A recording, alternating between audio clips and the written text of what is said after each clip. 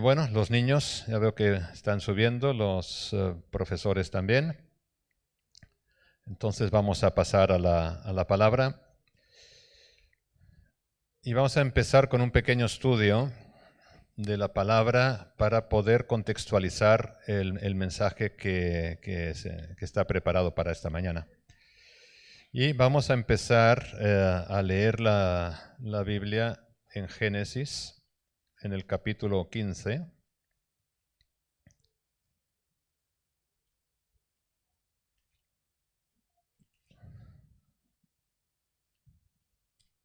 Génesis 15.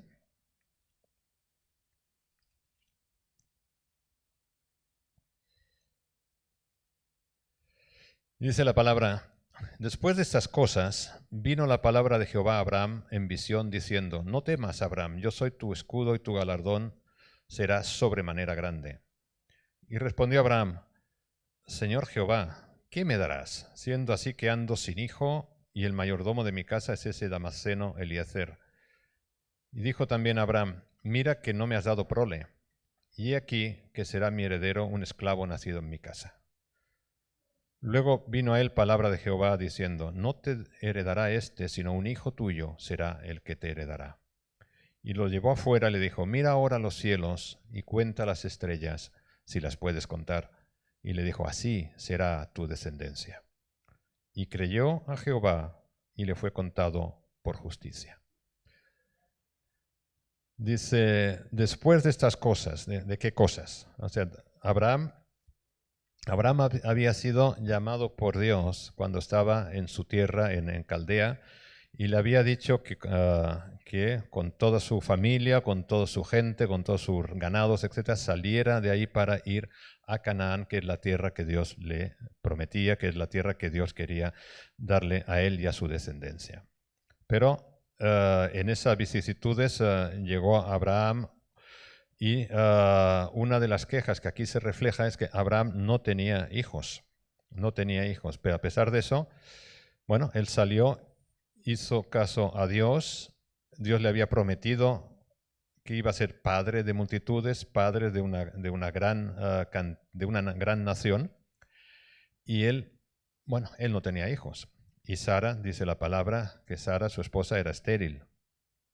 Y a pesar de eso, él salió y se llevó consigo a Lot. Lot era su sobrino, el hijo de su hermano, que era para él un poco como su hijo. El hermano, el padre de Lot, había muerto, entonces Lot y Abraham tenían una relación muy, muy estrecha y era como muy obvio que Lot era el que iba a estar con él. Pero a medida que fueron prosperando en la tierra de Canaán, donde Dios los estableció, empezó el conflicto hasta que Lot y Abraham se separaron.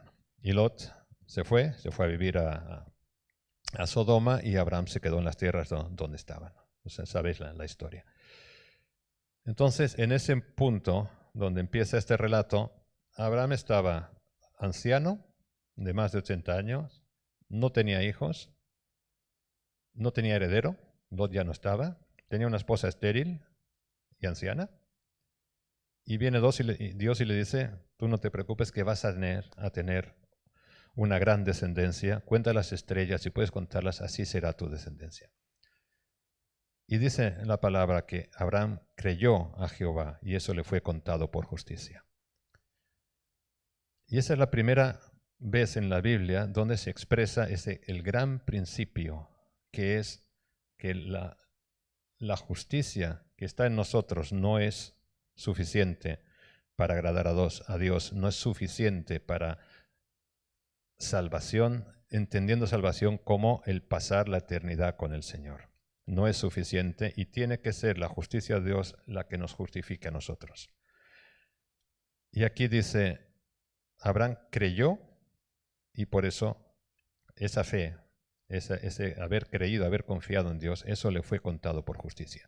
Y eso es tan válido en esa época como es válido hoy en día. Es la fe lo que nos justifica. Es la fe en Dios lo que permite que Dios entre a nuestras vidas y haga el proceso de salvación y de santificación en nosotros. La fe. De todas maneras, vemos que no es fácil. El contexto, veíamos que Abraham tenía todo este entorno, sin hijos, edad avanzada, etcétera, etcétera. No era fácil creer. Abraham, el nombre además, un poco lo perseguía. Abraham tiene dentro del nombre la palabra Abba, que sabéis que Abra significa padre. O sea que el nombre de Abraham era padre. Abraham, sin la H, significa padre excelso. Entonces, él se había escuchado toda su vida que le llamaban padre, y él deseaba, y lo dice en la primera queja, que cuando el Señor le promete que va a tener un gran galardón, él dice, ¿cómo si no tengo ni hijos? Que para esa época no tener hijos era realmente algo tremendo, porque era un poquito el propósito de la vida, era tener descendencia, tener una prole que fuera el legado de las personas a través de las generaciones. Entonces, ¿qué es lo que sucede? Que él cree y dice que su fe le fue contado, pero un poco más adelante vemos que ahí empieza un poco a dudar. Y si vamos a Génesis 16,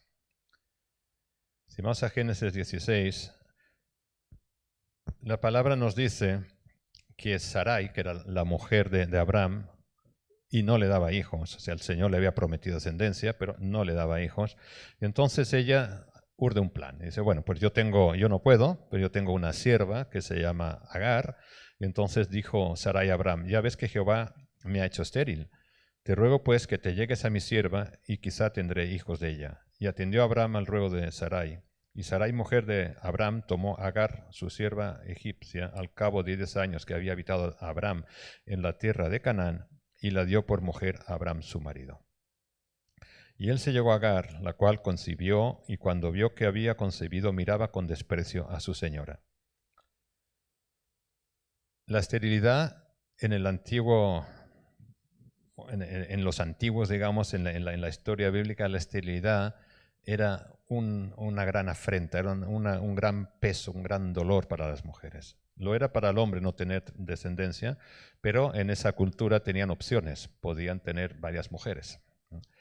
Pero una mujer estéril era un gran pesar, era una vergüenza que la llevaban toda la vida. Y es por eso que cuando la esclava Agar concibe, empieza a mirar con desprecio a su señora. Y ella no puede soportar eso y le dice, mira, le dijo Sarai a Abraham, mi afrenta sea sobre ti.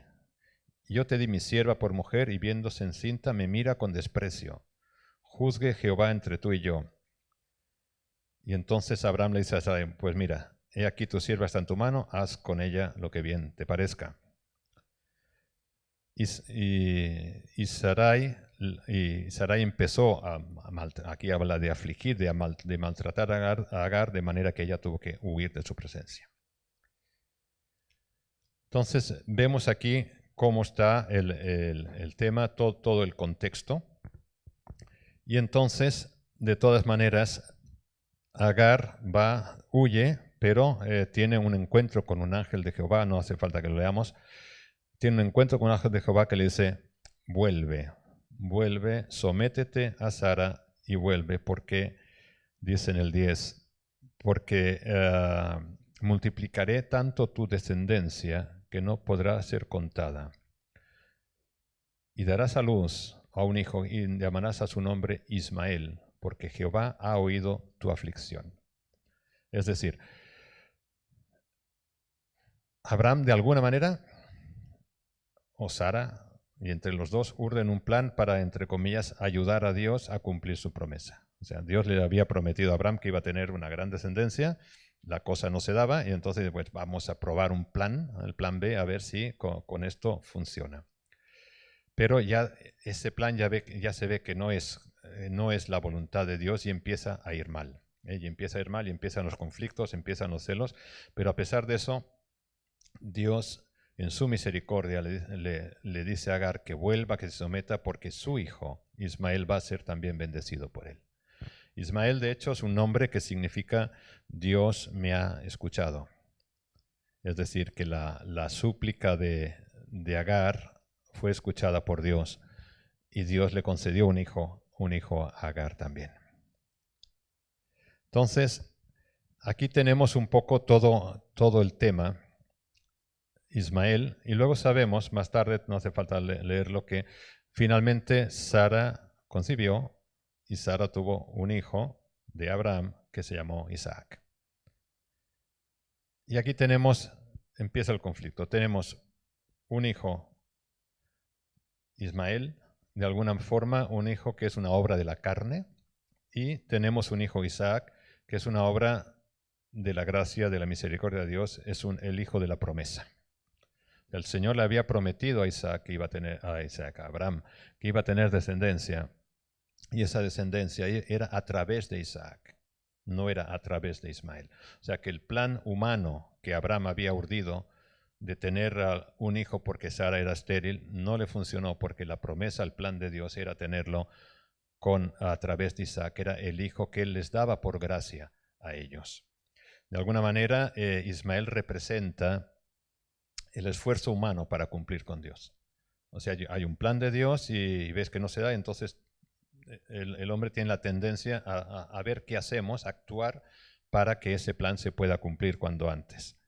Y a eso, a través de las generaciones, se ha ido desarrollando en lo que llamamos religión, que la religión es básicamente la actividad y el deseo del hombre de hacer cosas para agradar a Dios, pero cosas inventadas, cosas desarrolladas en su propia mente, porque piensan que así van a agradar a Dios. Eso lo podemos leer, mucho mejor explicado en Gálatas. Vamos a ir un momento a Gálatas 4. Gálatas 4:21. Pablo escribe, está hablando de la ley y de la gracia, y entonces dice, decidme, los que queréis estar bajo la ley, ¿no habéis oído la ley? Porque está escrito que Abraham tuvo 2 hijos, uno de la esclava, el otro de la libre. Pero el de la esclava nació según la carne, mas el de la libre por la promesa. Lo cual es una alegoría, pues estas mujeres son los 2 pactos. El uno proviene del monte Sinaí, el cual da hijos para esclavitud. Esta es Agar, porque Agar es el monte Sinaí en Arabia y corresponde a la Jerusalén actual, pues esta junto con sus hijos está en esclavitud. Está hablando de la ley de los hebreos. O sea, la ley genera hijos de esclavitud. Más la Jerusalén de arriba, nuestra Jerusalén espiritual, la cual es madre de todos nosotros, es libre. Y en el 28 dice, así que hermanos, nosotros como Isaac somos hijos de la promesa. Pero como entonces el que había nacido según la carne perseguía al que había nacido según el Espíritu, así también ahora. Entendemos el conflicto, el hijo de la carne, Ismael, y el hijo de la promesa, el hijo del Espíritu, Isaac. Dice la palabra, y os recordaréis que Ismael cuando Isaac era pequeño, empezaba a burlarse de él, a reírse de él, porque había un conflicto entre la carne y el espíritu, el mismo conflicto, hermanos, el mismo conflicto que hay hoy en día en nosotros. Y dice el 30, ¿mas qué dice la Escritura? Echa fuera a la esclava y a su hijo, porque no heredará el hijo de la esclava con el hijo de la libre. O sea, Dios ya pone separación y dice, el hijo de la esclava y el hijo de la libre, es decir, la carne y el espíritu, no pueden estar juntos, no pueden convivir. Esto es un pensamiento, una meditación profunda que, si bien el Señor lo relata a través de las historias del Antiguo Testamento, es algo que yo creo que es absolutamente actual, porque estamos confrontados constantemente con cosas de la carne y con cosas del espíritu. Lo sabemos, pero la lucha no acaba, la lucha sigue y vamos a ver a lo largo de este mensaje el porqué de la importancia de cada vez ser más conscientes para estar preparados, ser más conscientes de esa lucha para estar más preparados. Pero déjame volver a la fe de Abraham. Habíamos empezado hablando de la fe. De hecho, el título de esta predicación se llama Fe y Obediencia. Estamos en la parte de la fe. Me gustaría que leyéramos juntos en Génesis 21. En Génesis 21, a partir del 9.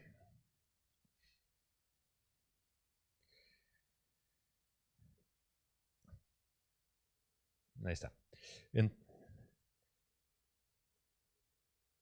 El contexto. O sea, había nacido Ismael, ya tenía unos 14 o 15 años, había nacido Isaac, pero seguía el conflicto entre Agar y Sara y ese conflicto había pasado a Isaac e Ismael. Entonces, dice la palabra, y vio Sara que el hijo de Agar la egipcia, el cual ésta le había dado a luz a Abraham, se burlaba de su hijo Isaac. Ismael se burlaba de Isaac. Por tanto dijo Abraham, echa a esta sierva y a su hijo, porque el hijo de esta sierva no ha de heredar con Isaac mi hijo. Y este dicho pareció grave en gran manera a Abraham a causa de su hijo. Imaginaos la escena. O sea, Abraham tenía 2 hijos. Ismael era hijo de él también, y él amaba a Ismael. Y viene su mujer y le dice, oye, échalos. Y echarlos significa enviarlos al desierto, con una probabilidad muy alta de que murieran. Y dice, échalos. Imaginaros el conflicto de ese hombre. O sea, que su esposa, a la que él ama, le dice, echa a tu hijo de casa. El tema es fuerte, pero él lo hizo. ¿Por qué Abraham lo hizo?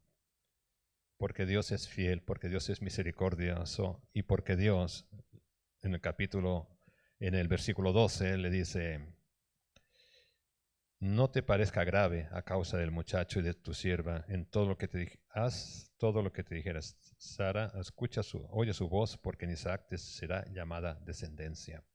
Y también del hijo de la sierva haré una nación, porque es tu descendiente. Abraham estaba en este conflicto. Viene Dios y le dice, no te preocupes. Tú haz caso, échales porque no va a pasar nada. Porque aquí le está diciendo, si Dios le dice que en él va a ser descendencia, le está diciendo que no va a morir, obviamente, y que además lo va a bendecir y va a ser una gran nación de su hijo Ismael. Pero no junto a Isaac, pero no lo va, digamos, no va a sufrir, sino que va a tener misericordia y va a bendecir a Ismael tanto como a Isaac. Ese sentir, esa, digamos, capacidad de Dios de generar paz y tranquilidad en el corazón de Abraham que le permitió llevar a cabo esa acción que fue sacar de su campamento a su hijo Ismael. Entonces vemos que aquí Abraham tenía fe. Habíamos dicho que si que creyéndolo a Dios, Dios lo había justificado, su fe le había llamado a justicia, pero ahora el Señor le prueba. Y el Señor le trae una prueba y es echa a tu hijo de tu campamento. Y Abraham obedece. Entonces estamos viendo que una cosa es la fe, pero la obediencia es algo que no siempre es fácil.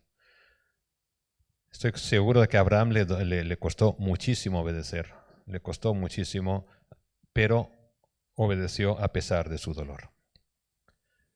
Más tarde, no vas a leer, lo sabéis todos, el sacrificio de Isaac, cuando Dios le dice que sacrifique a Isaac y él, bueno, está dispuesto a hacerlo, está dispuesto a hacerlo. O sea, Abraham tiene fe, cree a Dios, pero más allá de la fe, además obedece a Dios y hace las cosas a pesar del gran dolor, a pesar del gran conflicto que eso pueda traer a su vida. Es por eso que a Abraham le llaman el padre de la fe, o el padre de los creyentes. Lo podemos leer en Hebreos 11.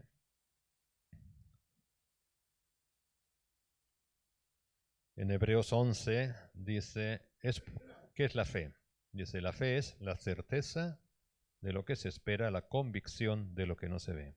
Esto es una frase que creo que tenemos que meditar mucho sobre ella, porque regularmente nosotros esperamos ver las cosas, esperamos poderlo captar, entender, para acabarlo de creer, para acabarlo de llevar a cabo.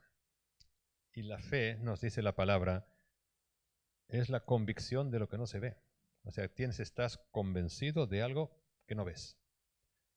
La fe es algo difícil y por eso la fe es un don de Dios. La fe no sale de nosotros. La fe es algo que Dios nos da, que Dios nos regala. ¿Por qué? Porque sin ese acto sobrenatural del Espíritu Santo en nuestro interior, nosotros al no ver no creemos, que es lo natural. Y es por eso que la fe es sobrenatural, es un don de Dios, no viene de nosotros. Y si hay una fe que viene de ti, hay una fe que has creído o que has generado en tu interior, seguramente es una fe falsa. Que la fe auténtica, la fe verdadera, es el don de Dios, el don que Dios un día, Él cumplió su propósito contigo y un día vino a tu vida, su Espíritu vino a tu vida, sacó de tu mente, sacó de tus ojos ese velo que te impedía ver nada más que lo natural que lo estamos viendo y de golpe vimos. Como aquel ciego al cual sanó Jesús, que dijo, yo no sé si ese hombre es santo, es profeta, lo que yo sí sé es que antes no veía y ahora veo. Esa es la fe que el Dios nos regala. Esa es la fe que a través del Espíritu entra en nuestro interior. La fe de la religión, la fe religiosa es creer que haciendo cosas, haciendo ritos, nosotros vamos a agradar, vamos a llegar a Dios. Pero la fe auténtica, la fe verdadera es la que Dios pone en tu interior. Esa es la fe auténtica.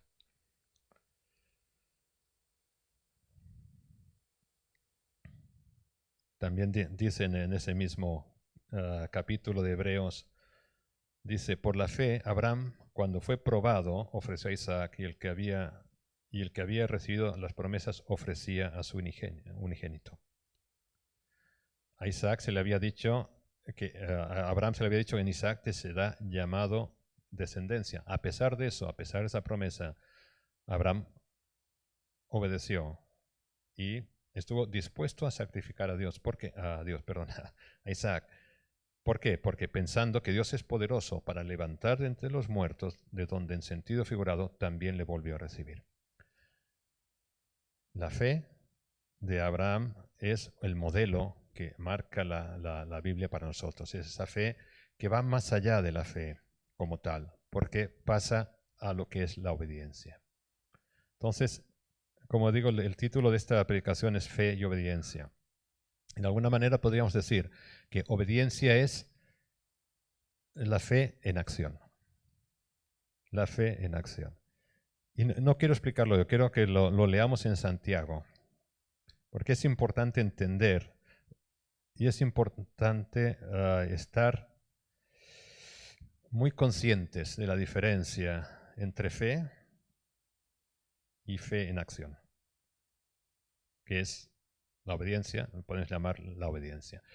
Si vemos en Santiago 1, en el versículo 22, del 22 al 25, Santiago dice, pero sed hacedores de la palabra y no tan solamente oidores, engañándoos a vosotros mismos. Es decir, que si oyes la palabra pero no la pones en práctica, te estás engañando a ti mismo.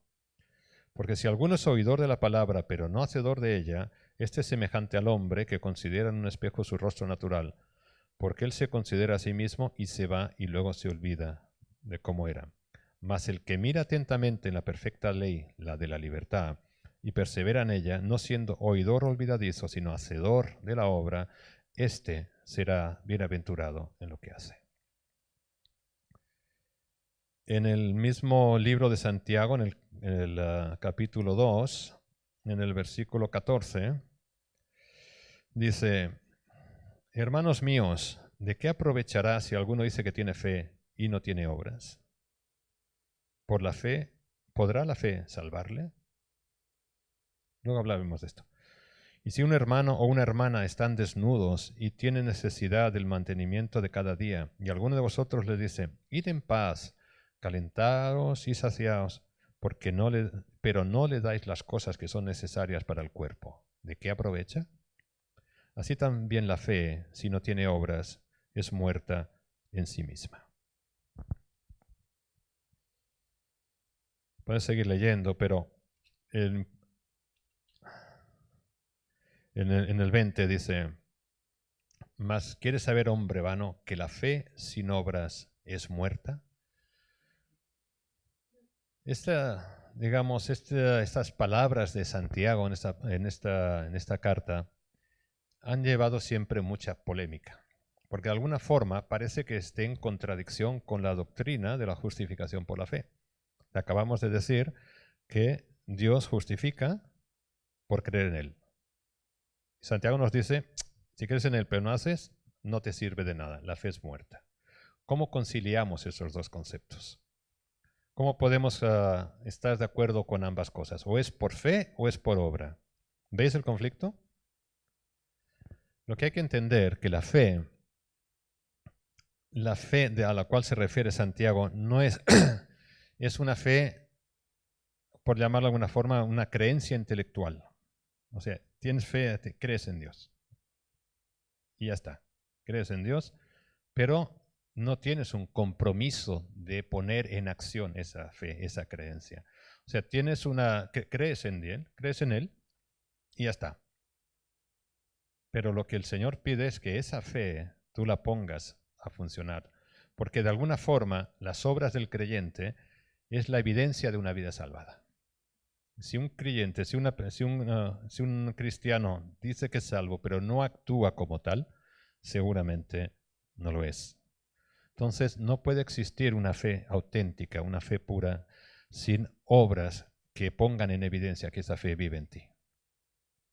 Es como aquel que pueda estar en su casa, decir, sí, creo en Dios, pero se queda en su casa, no hace nada, no sirve, no actúa, no comparte, no busca a Dios, no hace nada más.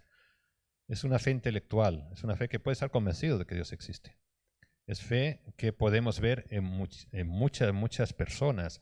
Fe de que sí, yo creo en Dios porque he sentido o he visto gente que ha muerto, que ha dicho que ha visto y entonces vuelve. Claro que hay algo más, ha de haber algo más, bla, bla, bla, bla. Entonces es una fe creada en el intelecto de la persona, en la mente de la persona, pero no es la fe que hablábamos antes. No es esa fe que viene del Espíritu, no es esa fe que Dios ha puesto en nosotros. Porque si Dios pone en ti la fe, tú vas a actuar de acuerdo a eso. Y eso es lo que está diciendo Santiago. Eso es lo que está diciendo Santiago. La fe sin obras no es fe.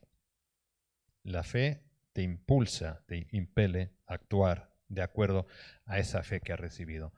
Es decir, la fe es comprometida. La fe tiene que hacer y evidenciar en obras lo que tú crees y el compromiso que tú tienes con Dios. Amén. Entonces vemos que Abraham tuvo esa fe, porque Abraham le creyó a Dios, pero le obedeció. Expulsó a su hijo del campamento, estuvo a punto de sacrificar a Isaac, él obedeció. Y era difícil, imaginaros, ¿quién de nosotros sería capaz de hacer lo que Abraham hizo? ¿Quién sería capaz? Pero él le creyó a Dios y puso esa fe a funcionar, esa fe en acción. Por eso Santiago es tan importante. Y digo, hay mucha gente, hay mucha discusión, ha habido siempre de que esto no puede ser, que o es por fe o es por obra, pero si se lee bien y se entiende, Santiago está diciéndonos algo muy importante, y es que una fe pasiva, una fe solo intelectual, que no ha bajado de la cabeza al corazón, es muerta. La fe auténtica es la que te impele a actuar, es la que está en tu corazón. Es la que cuando te pasa algo, cuando tienes algún conflicto, alguna dificultad, tenemos dos opciones. O una, enseguida vamos a ver cómo lo resolvemos nosotros, a ver qué hacemos, cómo lo arreglamos. O primero vamos a Dios y decimos, a ver, Señor, ¿de qué va esto? Tú me has enviado esta prueba, me has enviado esta dificultad, vamos a ver cómo lo soluciono, ayúdame. Son dos formas de reaccionar ante una dificultad o hacia un problema que tú puedes tener. Si reaccionas de la primera manera, enseguida vas a arreglarlo por ti mismo. Bueno, es una fe que seguramente necesita fortalecimiento, porque la fe auténtica pone al Señor por delante. Y entiendes que las pruebas que te viven, tus circunstancias son pruebas que el Señor te envía. Abraham el Señor le había justificado, pero de todas maneras le tuvo que probar para ver que esa fe era auténtica. Ya no fue solo creer, fue que le puso pruebas como las que hemos hablado con Ismael, con Isaac, etcétera. Le puso pruebas para demostrar que esa fe era auténtica, para demostrarse a uno mismo, porque no hay que demostrarle nada a Dios Dios lo sabe. Es a ti que te lo demuestras. Y cuando tú estás en una dificultad y según cómo reaccionas, tú a ti mismo te demuestras cómo está tu fe. Amén. Y es por eso que es importante entender ese concepto. Si tu fe no te empuja, no te motiva a obrar de acuerdo a ella, es una fe poco valiosa. Es difícil. Hemos hablado que tener fe es un don de Dios. Pero vivir de acuerdo a esa fe no es fácil. Y lo vemos, y por eso, como dice la palabra, que todo lo que está escrito aquí en la Biblia es para nuestra enseñanza. Tenemos que aprender de esas cosas. Y vemos que hay hombres como Abraham que estuvieron a nivel del compromiso, a nivel del llamado, y fueron capaces. Pero fijaros, Abraham, siendo el padre de la fe, también metió la pata. También dijo, ya que con lo viejo que soy no voy a tener un hijo, voy a ver si lo arreglo de otra manera.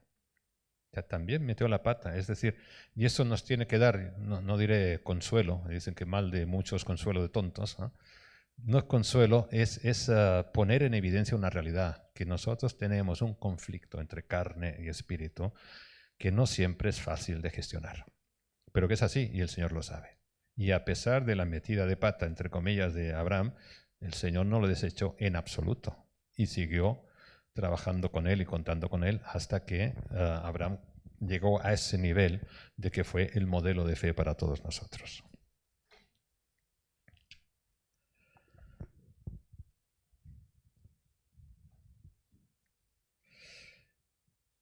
Hay que tener una fe que te mantenga firme. Una fe intelectual es débil. Una fe que solo está a nivel de la cabeza, ante cualquier dificultad, te vence, te abruma, te hace desaparecer. A mí me impacta mucho esas historias que se escuchan de cristianos en países como China, como Corea del Norte, como en los países árabes, la India.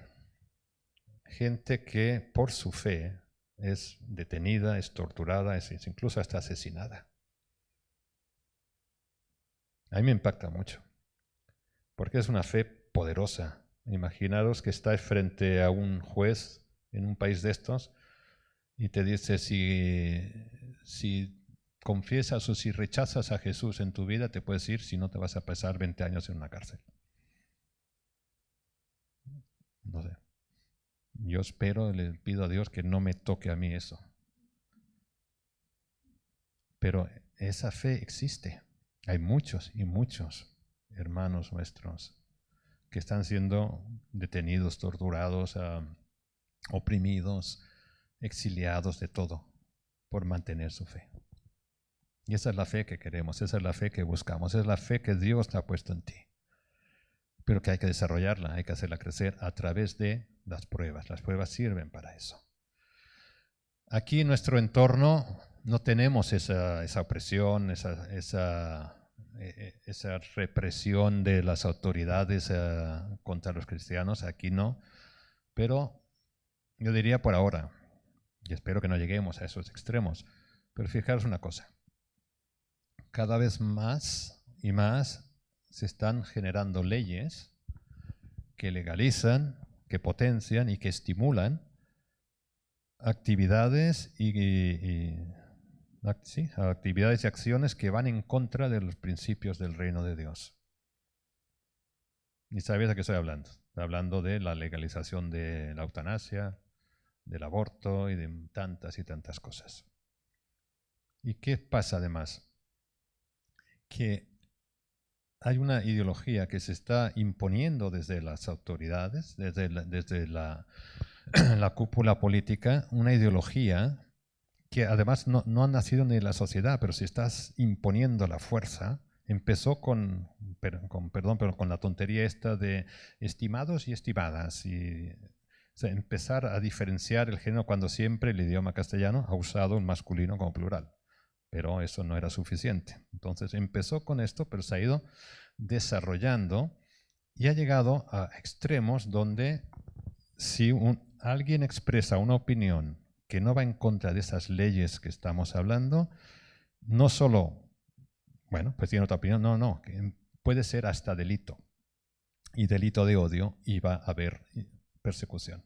Y ha habido persecución, ha habido ya algunos pastores que han tenido que dar cuenta por palabras que han usado en el púlpito en contra de estas leyes que, digo, están siendo impuestas desde arriba para la sociedad. Y la pregunta entonces es, ¿estamos preparados para mantenernos firmes aquí? Cuando alguna vez puede ser que llegue y que tengamos que tomar una posición en contra del aborto, o en contra de esto, o en contra del otro. Y si estamos en contra, podemos incluso ser acusados de algún tipo de delito. ¿Estamos preparados para eso? Es una pregunta retórica, obviamente, no tenéis que contestar, pero yo creo que es una pregunta que cada uno se lo tiene que hacer. Y mi impresión, perdonadme, mi impresión es que en general no estamos preparados. Y no estamos preparados porque quizá no hemos tenido que exponernos a eso, no hemos tenido que usarlo, no hemos tenido que realmente mantener una postura de firmeza sabiendo que manteniéndola tenemos alguna consecuencia negativa para nosotros. Pero si no estamos preparados, hay que prepararse, hay que entender los tiempos. Hay que entender los tiempos en los que estamos. El mismo Señor Jesús en Mateo 24, voy a leerlo rápido. Mateo 24, en el 12, versículo 12.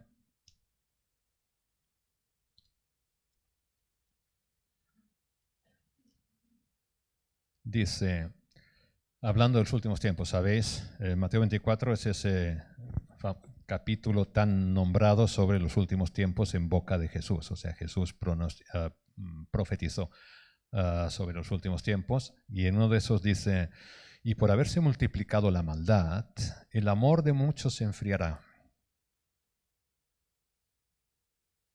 Es fuerte. ¿Pero lo estamos viendo? ¿Lo estamos viendo? ¿Por qué? Porque la maldad, que no es la maldad que hace daño, sino es la maldad en el concepto de la iniquidad, es lo que va en contra de la ley de Dios. Es esa la maldad que se está refiriendo Jesús. Entonces la sociedad ha adoptado una cultura, una forma de ver la vida que cada vez está más y más en contra de la ley del Señor. Y eso se está multiplicando, es una realidad. Se están legalizando cosas que antes era impensable, se están haciendo y promoviendo leyes y decretos que van en contra de la misma esencia de los mandamientos de Dios y del espíritu del reino. Y dice Jesús, el amor de muchos se enfriará, no lo pone en condicional, dice, va a pasar. Y es por eso que hay que estar preparados.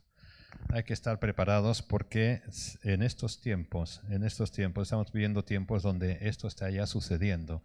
Y cuando se enfría el amor, la fe, cuando se enfría la relación con el Señor, es muy fácil caer en la apostasía, que es una de las digamos, de lo que va a marcar nuestros últimos tiempos en la tierra, la apostasía. La apostasía es simplemente dejar de creer, de alguna manera. Aunque algunos dicen que la apostasía es dejar de creer en el interior, manteniendo la apariencia, como dice Pablo en 2 Timoteo, que mantienen la apariencia de piedad, es decir, mantienen la fachada de religiosos, pero en su interior han perdido la fe. Esa es la apostasía que anuncia Jesús en ese capítulo de Mateo 24, que por todo lo que está sucediendo, el amor de muchos se enfriará. Y entonces hay que ir con cuidado, que no vayamos a caer en apostasía.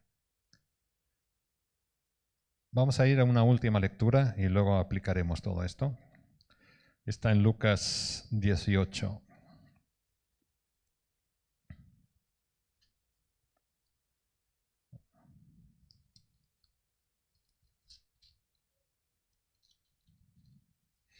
En Lucas 18, empezando por el 1, es una parábola muy conocida que dice que también le refirió Jesús una parábola sobre la necesidad de orar siempre y no desmayar, diciendo, había en una ciudad un juez que ni temía a Dios ni respetaba a hombre.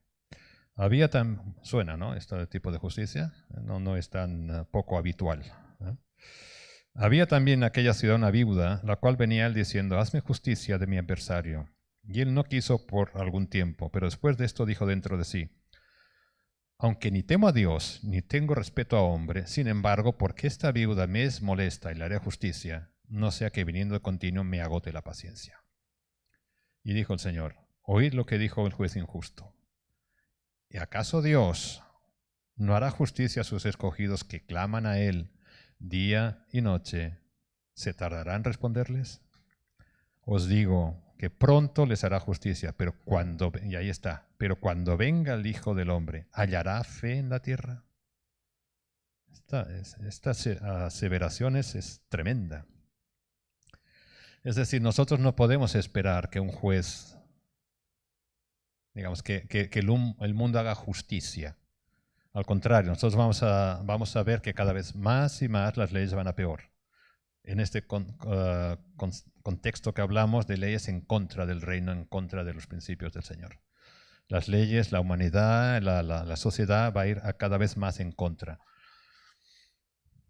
Entonces nosotros creo que no podemos esperar que esto cambie y que el mundo vuelva a la ley de Dios y de golpe cambie las leyes en un sentido contrario. Yo creo que eso no lo podemos esperar. Lo que sí podemos esperar es que el Señor haga justicia, que el Señor haga la justicia por nosotros. Y en esa parábola el propósito es enseñar sobre esa oración perseverante. Y ahí vuelvo al tema de la fe. Decíamos que la fe es la convicción de lo que no se ve. La oración es en fe, porque oramos por algo que no vemos. Y no vemos que se cumpla. Y pedimos, a veces sí, a veces no, a veces tarda más, a veces tarda menos y a veces no se da. Pero el Señor nos sigue exhortando, exhortando, exhortando. Aunque no lo veas, confía. Aunque no lo veas, confía. Y esa es la auténtica fe. Y dice, hallará fe en la tierra. Preparando esto, leí un autor que decía, esta pregunta de Jesús implica que la fe no será hallada en la tierra a menos que los creyentes aprendan a orar siempre y no desmayar. Entonces, un poco como concepto, estamos en unos tiempos donde cada día es más difícil mantenerse en armonía con el mundo. La palabra nos enseñó siempre que tenemos que salir del mundo para poder vivir en el reino. Pero quizás antes era más fácil, pero cada vez es más y más difícil y eso nos está llevando a situaciones donde nuestra fe va a ser probada, nuestra fe va a ser confrontada y tenemos que estar preparados para ello. Y ese es el sentido de ese mensaje. Tenemos que estar preparados, que eso va a venir. No sé cuándo, pero va a venir momentos en la vida de cada uno de nosotros donde vamos a tener que ponernos firmes por nuestra fe. Y para eso hay que estar preparado. Si viene mañana, quizá no estamos preparados, pero tenemos que estarlo. Y yo tengo aquí unas recomendaciones que nos tiene que ayudar a mantener nuestra fe, una fe viva, eficaz, dispuesta y comprometida. Y esa es la fe que el Señor demanda de nosotros. La primera recomendación es la oración, la comunión con Dios. Nosotros tenemos que, a través de la oración, dar fe de su existencia, creer en su soberanía. La soberanía es eso que no siempre entendemos. La soberanía es eso que el Señor hace y nosotros pues o no lo entendemos o no lo vemos o no nos o estamos en contra o nos parece mal, pero lo tenemos que entender y lo tenemos que aceptar. La soberanía de Dios es su voluntad y su voluntad sabemos que es más alta que nuestros pensamientos, está muy por encima de nosotros, pero es su voluntad perfecta. Y nosotros vivimos gracias a eso y tenemos una esperanza gracias a la voluntad de Dios. Tenemos que entender y aceptar la soberanía de Dios, no aceptar algunas cosas de Él y otras no. Señor es soberano, es uno de los grandes, entre comillas, misterios de la divinidad, la soberanía de Dios. Pero el Señor a la vez es poderoso y tenemos que tener fe en ese poder, tenemos que tener fe en su palabra, tenemos que tener fe en el propósito que el Señor tiene para nosotros como individuos, como congregación y como humanidad. Y sobre todo tenemos que tener fe en algo muy importante, que es que Él es Padre. Él es Padre. Es Dios, es soberano, es el sublime, pero es Padre. Y la relación nuestra con Él es de Padre a Hijo. Él nos hizo hijos suyos. Aprovechémonos de eso. Aprovechemos de esa relación de paternidad. Pidámosle, hablemos con Él como con un Padre bueno que te va a dar siempre lo bueno. Amén. La segunda recomendación es lo que hemos venido hablando, la obediencia. Lo que decíamos, la fe sin obras es muerta. Obediencia es mantenerse firme en su palabra, es una cosa importante, esforzarse en el crecimiento personal. Eso se consigue pues leyendo la palabra, orando, escuchando estudios, escuchando predicaciones, esforzarse en el servicio. Y una cosa importante, desarrollar los dones que tenemos. Todos y cada uno de nosotros tenemos algún don. ¿Los desarrollamos? ¿Nos esforzamos? ¿Estamos en eso para conseguir que ese don aumente en nosotros y cumpla el propósito que el Señor tuvo al dárnoslo? Desarrollemos esos dones. ¿Y eso cómo se consigue? En primer lugar se consigue en oración, pero hay una cosa importante también que es el tercer punto, es congregarse. Congregarse. Yo he puesto aquí que una oveja aislada es una fácil presa para un lobo. Pero si están juntos es más difícil. La congregación, esto es nuestra casa espiritual. Todos vosotros sois mis hermanos. Todos somos una familia. Nuestros pastores son nuestros padres, son nuestra autoridad. En la iglesia vienes y te alimentas, lo que hablaba en la mañana. El adorar en grupo, en unidad con vosotros, para mí es mucho más satisfactorio y me llena mucho más que hacerlo a solas. Hay tiempos para hacerlo a solas, pero la congregación, y por eso el Señor definió la iglesia como grupo de creyentes que se juntaban para estar juntos, unánimes, porque tenían la misma fe, la misma convicción, pero sabiendo la fragilidad de nuestra naturaleza, la continua pelea entre el espíritu y la carne. Esa pelea se hace más llevadera si estamos juntos. La congregación, el congregarse, es fundamental para la salud y para la fortaleza de tu fe. Amén. Entonces, congregarse, venir constantemente, es muy importante para prepararse para estos tiempos que vienen. Sí es cierto que ahora tenemos el tema del COVID, que nos impide venir más, o que haya más gente, o venir más frecuente, etcétera, etcétera. El COVID, acordaros que el año pasado, cuando se desarrollaron las vacunas, decían, bueno, pues ya está. O sea, esto ahora cuando estemos todos vacunados, el 70%, la inmunidad de grupo, no sé qué tal, y esto ya está listo. ¿Qué pasó? Ha venido otra variante que lo ha complicado más todavía. Y ahora estamos quizá más complicados que lo que estábamos un año atrás, ¿no? También se está escuchando que, bueno, cuando esto va ahora el pico, cuando empiece a bajar, pues ya está, que en abril ya estamos todo bien. No lo sé. Igual viene otra variante, igual viene cualquier otra cosa.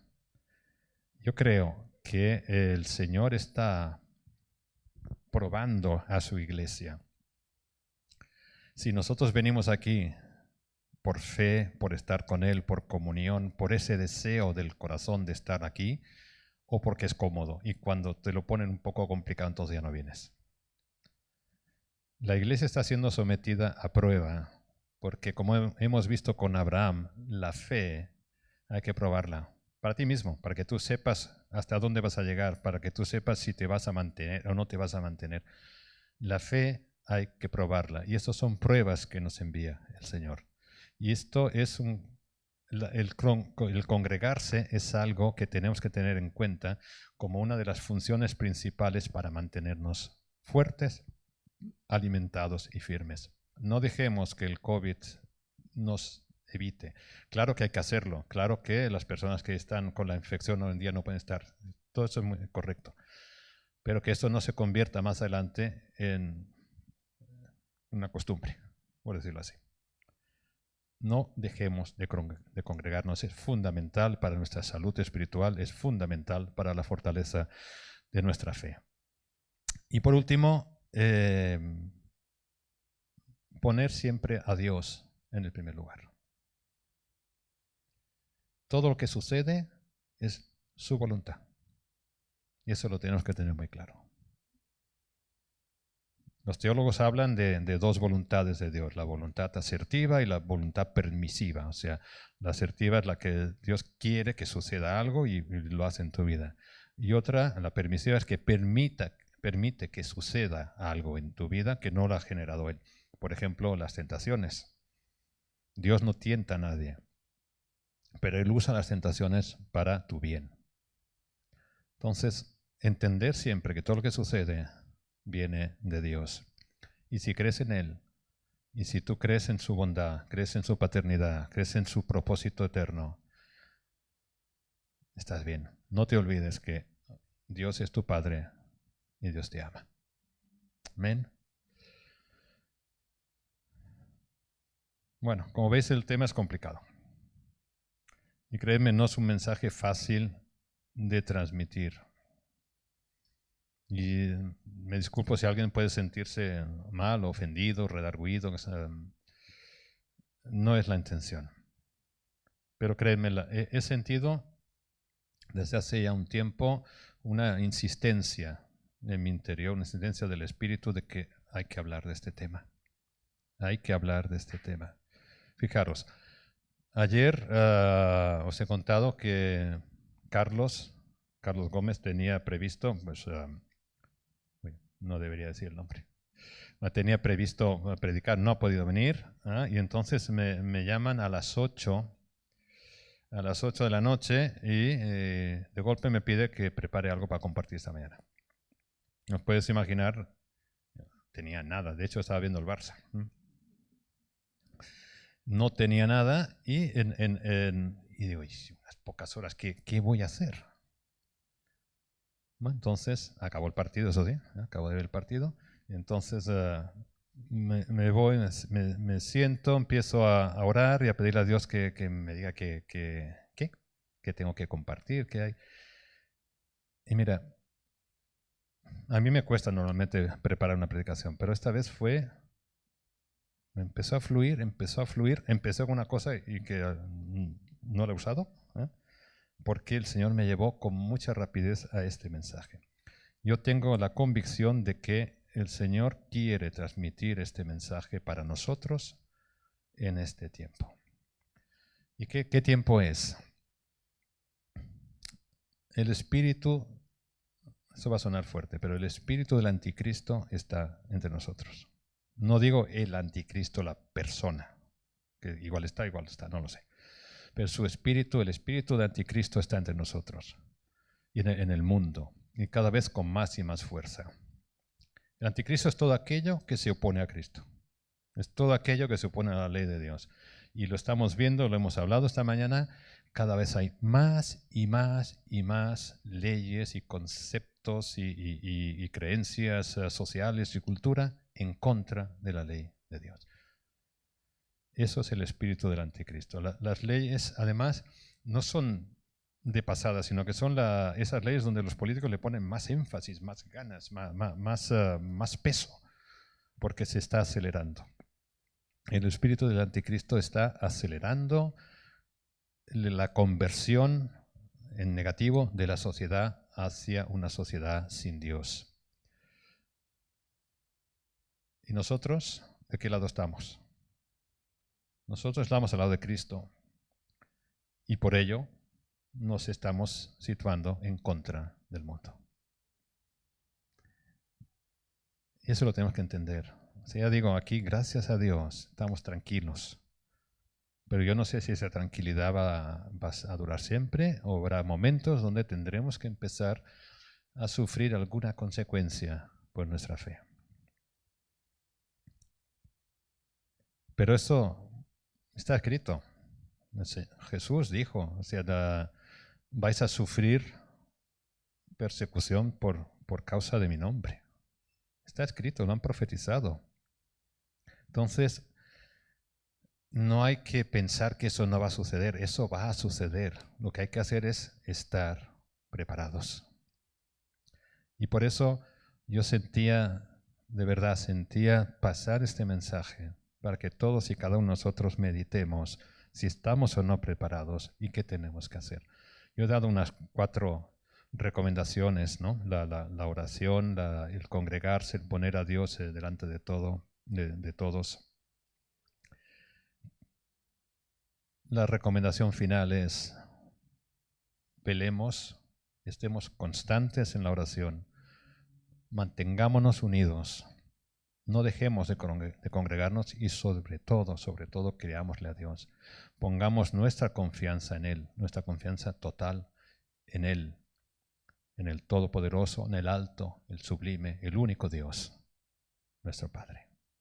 Amén. Les dejo la última palabra, el rema de toda esta predicación, que es la palabra de vida. Es: en estos tiempos angustiosos necesitamos mantener nuestra fe viva y eficaz a través de la comunión con Dios y con nuestros hermanos. Gracias te doy, Señor Padre, esta mañana por la palabra. Yo espero que sea una palabra auténtica que llegue a los corazones de todos y cada uno de nosotros, Señor. Necesitamos que nos ayudes en nuestra fe, Señor. Nuestra fe no la conocemos si es débil o es fuerte, porque necesitamos ser probados. Y no es que te esté pidiendo pruebas, sino que estoy pidiendo tu misericordia, para que si cuando esa prueba llega, nosotros podamos estar preparados para soportarla, Señor. Te ruego, mi Dios, que escuches mi súplica, que nos prepares, que nos fortalezcas, que nos des más ánimo, más ganas de vivir tu palabra, de vivirte a ti, Señor. Que estos tiempos que hemos vivido de pandemia no se conviertan en una norma de no congregarnos a veces, de relajarnos de alguna manera. Lo que más miedo me da es que nos relajemos, Señor, porque sabemos, como dijo Jesús, que el amor de muchos se enfriará. Que no sea el nuestro, mi Dios. Yo te lo pido en el nombre de Jesús, te lo pido en nombre mío, en nombre de la congregación y en nombre de tu iglesia en las naciones, Padre. Te amo, Señor, te alabo, te bendigo y te doy toda la gloria. En el nombre de Jesús. Amén.